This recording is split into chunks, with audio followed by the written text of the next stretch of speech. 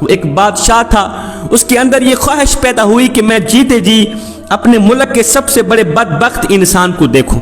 اس نے ایک عقل مند وزیر کو بلایا، کہا میرے اندر یہ خواہش پیدا ہوئی ہے کہ میں اپنے ملک کے سب سے بڑے بدبخت انسان کو دیکھنا چاہتا ہوں۔ عقل مند وزیر نے اپنی جستجو کا آغاز کیا، محل سے باہر نکلا، ملک کا چپا چپا چھان مارا، کریا کریا وادی وادی چھان ماری، آخر کار اسے وہ شخص مل ہی گیا جس کی اس کو تلاش تھی۔ بادشاہ کے پاس لے آیا، بادشاہ نے دیکھا، کہا ٹھیک ہوا، میری خواہش پوری ہوئی۔ کچھ عرصہ بعد بادشاہ نے پھر سے کہا کہ میرے اندر یہ خواہش پیدا ہوئی ہے کہ میں اب اپنے جیتے جی نیک بخت انسان کو دیکھنا چاہتا ہوں۔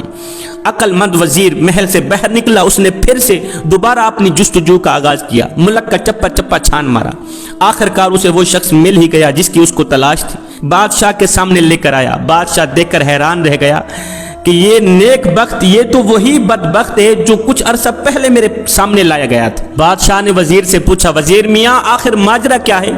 اور بدبخت بھی وہی، نیک بخت بھی وہی، اور میری تو کچھ سمجھ میں نہیں آ رہا کہ بدبخت بھی وہی، نیک بخت بھی وہی، اور بدبخت نیک بختی میں کیسے تبدیل ہو گیا؟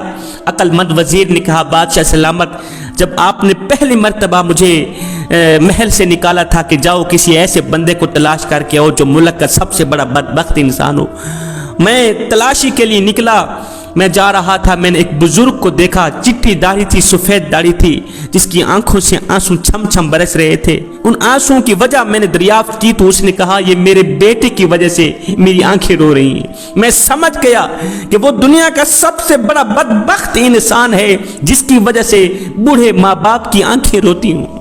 اور جب آپ نے بھیجا کہ جاؤ دنیا کے سب سے بڑے نیک بخت انسان کو لے کر آؤ، تو میں نے اپنی جستجو کا ایک بار پھر سے آغاز کیا۔ میں جا رہا تھا، میں نے دیکھا وہی بابا چٹی داڑھی والا، سفید داڑھی والا، مصلی پہ بیٹھ کے رو رو کے دعا مانگ رہا تھا، مالک تو نے میرے بدبخت بیٹے کو ہدایت دی ہے، اب وہ نیک بخت ہو گیا ہے، اب متقی پرہیزگار بن گیا ہے، اب وہ میری بھی سنتا ہے، اپنی ماں کی بھی سنتا ہے، ہماری خدمت کرتا ہے، ہمارے منہ میں روٹی کا نیوالا ڈالتا ہے۔ مالک میرے بیٹی کی عمر لمبی فرما، میرے بیٹی کی زندگی میں برکتیں عطا فرما، اس کی لمبی عمر کر دے۔ میں سمجھ گیا کہ وہ شخص دنیا کا سب سے بڑا نیک بخت انسان ہے جس کو ماں باپ دعائیں دیتے ہوں، جس کی لمبی عمر کے لیے بوڑھے والدین دعائیں دیتے ہوں۔ خدا را اپنے والدین کی قدر کیجیے، والدین کی خدمت کیجیے۔